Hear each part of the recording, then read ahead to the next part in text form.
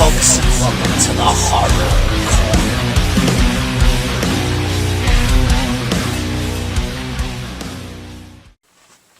Good evening, folks, and welcome to the Horror Corner. I'm your host, Sean Patrick Erschen. This week we're counting down the top 10 acting performances in horror film history. Yes.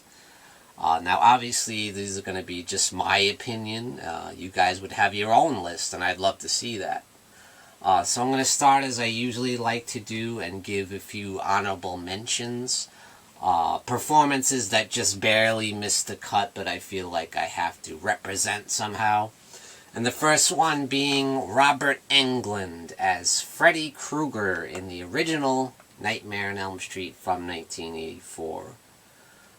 Wes Craven created the character, and together with Robert Englund, they crafted a horror icon for all time. Now, one of the brilliant things that Wes Craven did in the original was he kind of kept Freddy kind of in the shadows and in the background for kind of the first half.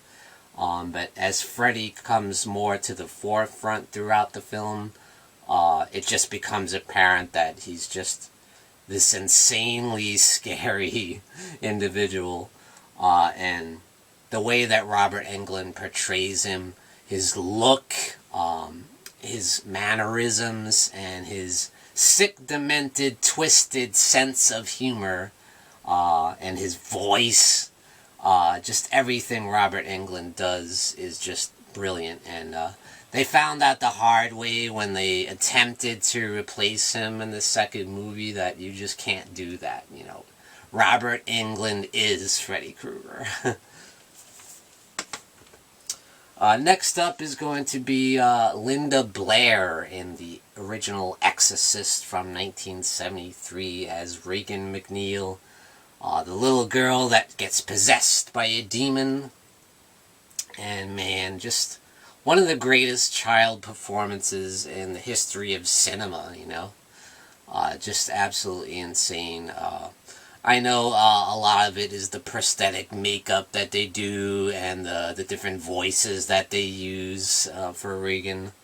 That elevates it a lot, but some of the best scenes and some of my favorite scenes are Linda Blair without all the makeup when they're doing all the tests at the hospital to try and figure out what's wrong with her and what's causing these violent outbursts.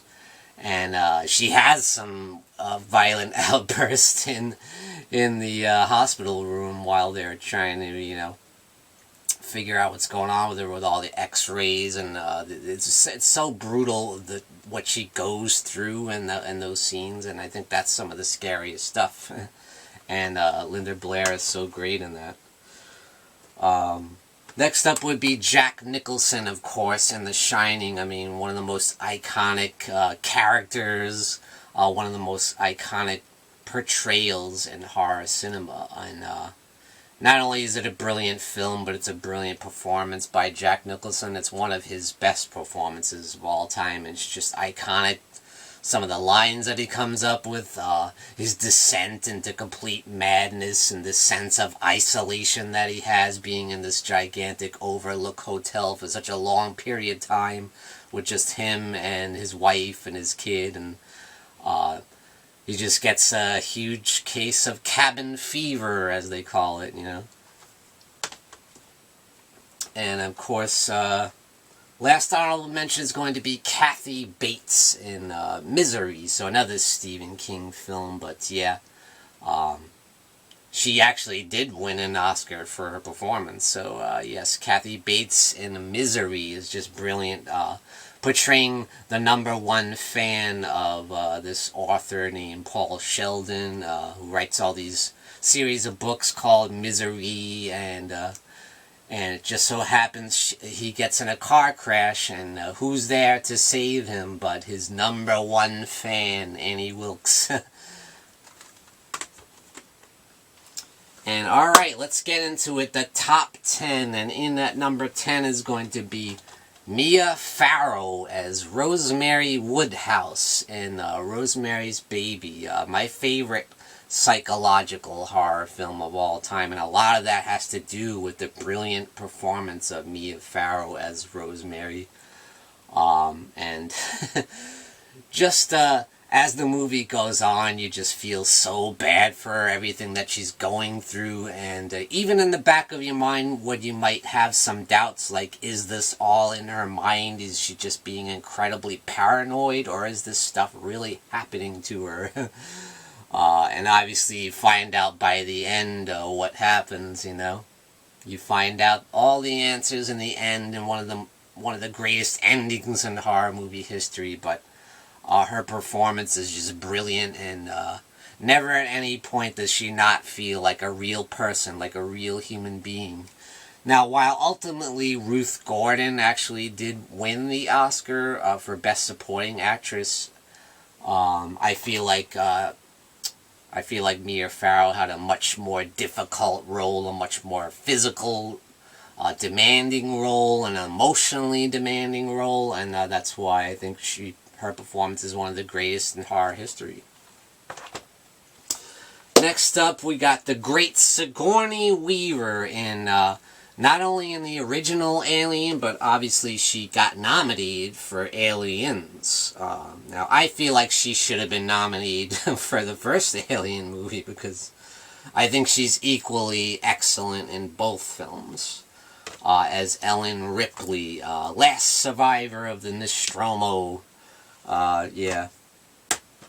And I'd say in the original Alien, she's such a leader in this crew, and she just exhibits such class, and she's obviously a highly efficient officer, and that's why, you know, if they had listened to her, if the crew had listened to her, they wouldn't be in the situation that they came into with the xenomorph coming aboard the ship, you know, and bursting through the dude's chest, you know. But she deals with the situation with such bravery, with such heroism, and it's inspiring. And she just, by the end, she just becomes a complete badass, and that carries over into the film Aliens. But in the film Aliens, you can see the trauma of what she went through in the original film that carries so much weight inside her, and that's what makes her performance so brilliant in Aliens too. So equally in both films, she is excellent. So Sigourney Weaver at number 9. In at number 8, we have a similar situation, and that is Peter Cushing, the great Peter Cushing in Horror of Dracula from Hammer Films from 1958. Yes, brilliant performance, and I think he's the greatest to play the role of Dr. Van Helsing ever. I just think he's pitch perfect in this film, and not only that, he's pitch perfect in the sequel Brides of Dracula, which Brides of Dracula is really more of a Van Helsing film, and he's front and center in that film. But I feel like in Horror of Dracula, he's just so great, and he's just got so much gravitas to the role, you know.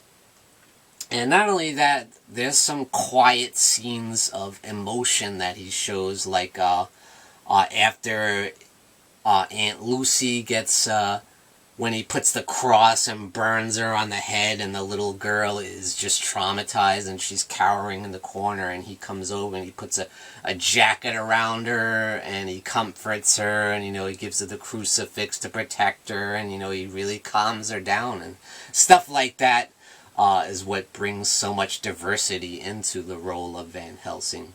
And Peter Cushing just nails it. Not only that, he's an absolute hero, and he's a badass, and by the end, you know, you see him jumping off the table and pulling the curtain down, exposing the sunlight to Dracula, turning him into ash, and you see him grab the candlesticks and put them together and make a cross out of it, and it's amazing. So Peter Cushing in at number 8. In at number 7 is going to be Anthony Perkins as Norman Bates in Psycho, yes. Based on the novel from Robert Bloch, who was also based on the real-life serial killer Ed Gein. but they kind of switched it in the film version. They make Norman Bates a much more handsome guy, and that's kind of the thing that makes him even more sinister, because he seems like such a nice guy, a normal guy, but underneath the surface is a madman, is a psychopath, and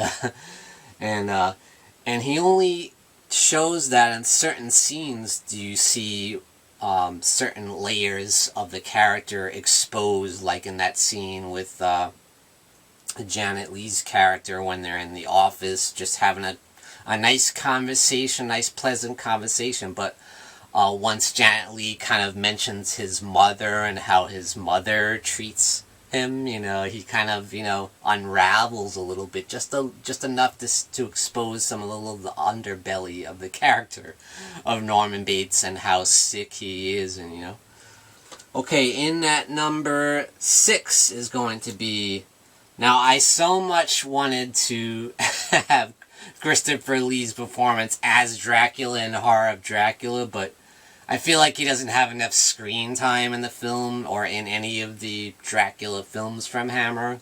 But I'm going to pick The Wicker Man. I'm going to pick Christopher Lee's performance as Lord Summerisle in The Wicker Man from 1973. One of the greatest British horror films of all time. And yeah, even Christopher Lee felt that was probably his best performance of all time.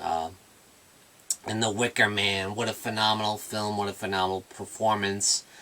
He's the leader of this cult on this island where, they tricked this man into this case looking for this lost little girl, and it all turns out to be a big ruse to get him to the island because he's such a pure Christian man, and what an ultimate sacrifice he would be in order to grow their crops, and because their crops failed the previous year, and they think that bringing this devout Christian into their lives and sacrificing on this huge statue made of wicker and burning him alive, that's gonna bring about their crops, and it's brilliant. He does such a great job, especially when he's confronting Sergeant Howie in the film. He's just some great stuff. I love it. In at number 5 is going to be the legendary Donald Pleasance in the role of A Lifetime as Dr. Samuel Loomis, the psychiatrist of Michael Myers. Yes. And once, of course, Michael Myers escapes and goes on a killing spree, Donald Pleasance comes to the rescue as Dr. Loomis. And what an iconic character, and what a brilliant portrayal.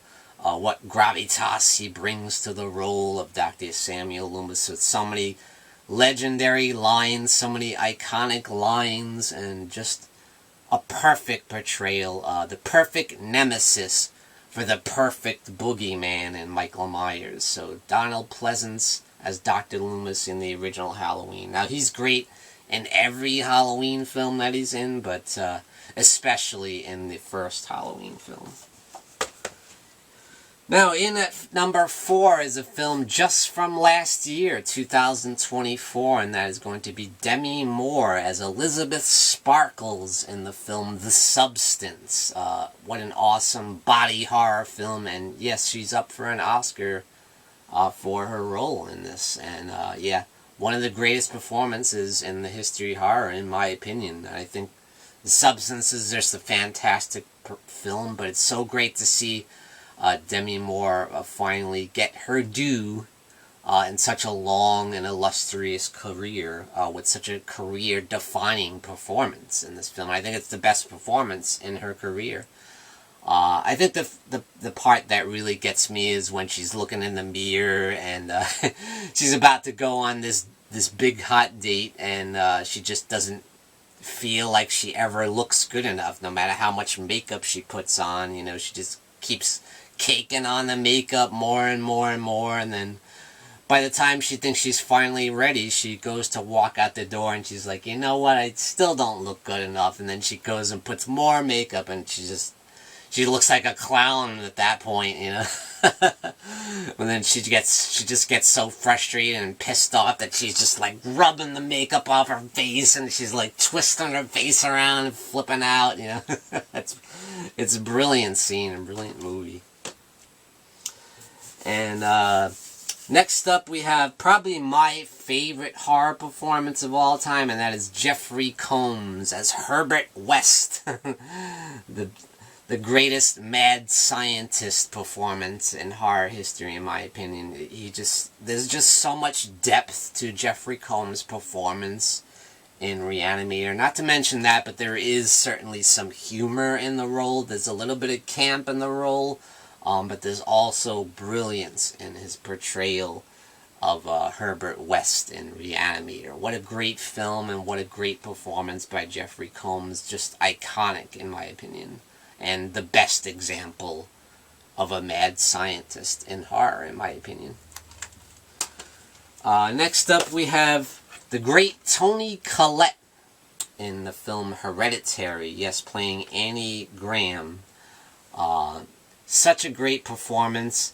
Now, I'm not the hugest fan of Hereditary. I do think it's a great horror film, but I don't think it's like one of the greatest horror films of all time. But I do think that Toni Collette's performance is one of the greatest of all time.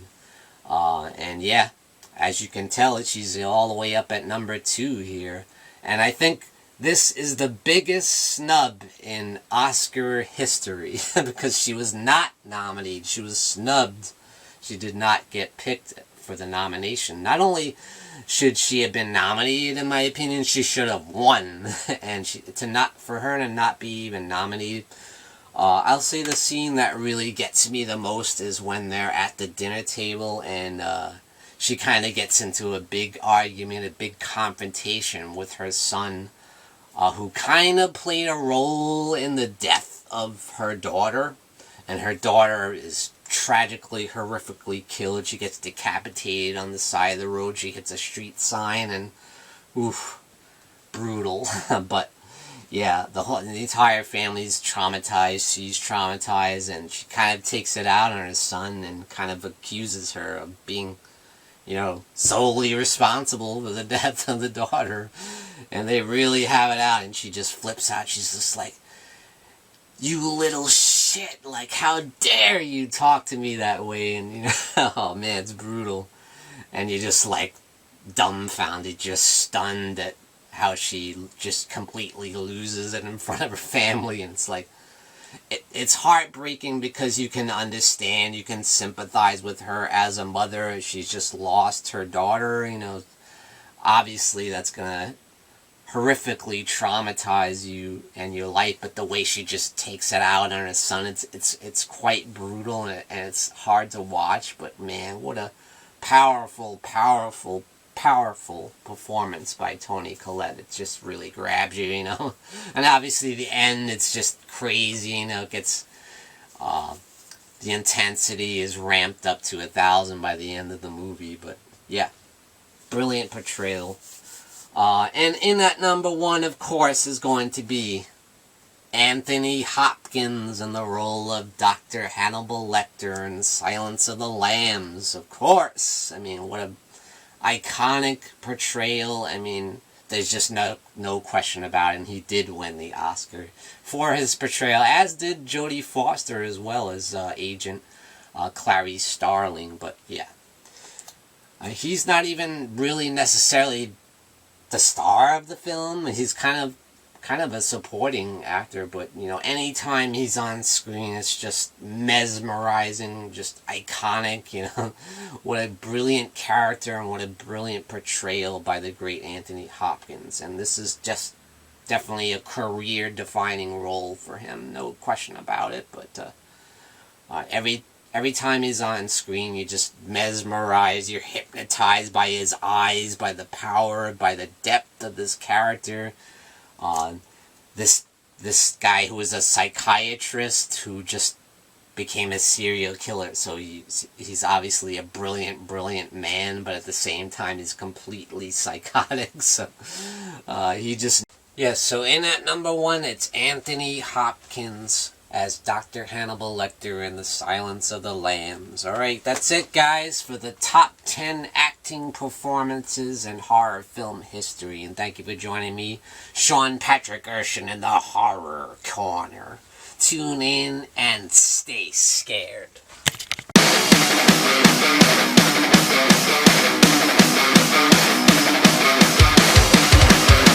Good evening, folks, and we got some brand new merchandise for you over at www.thehorrorcona.com, and that's CONA.com. Representing the Horror Corner. Great new design. We got the Morbid Hour live stream there, you got the Horror Hangout live stream there, and you got my nemesis, the Dark Fate. So grab your t-shirt over at www.thehorrorcona.com. And we also got this beautiful new mug. Look at that. Very, very cool. Thought that came out really nice. So grab your merchandise today over at www.thehorrorcona.com. Folks, don't forget to grab your Sean Patrick Erschen gear and represent the Horror Corner. Also, check out these awesome mugs we have. Perfect for your coffee. And definitely check out the Horror Hangout live stream t-shirt and represent the legacy of the Horror Hangout. Check out the link in the description below this video.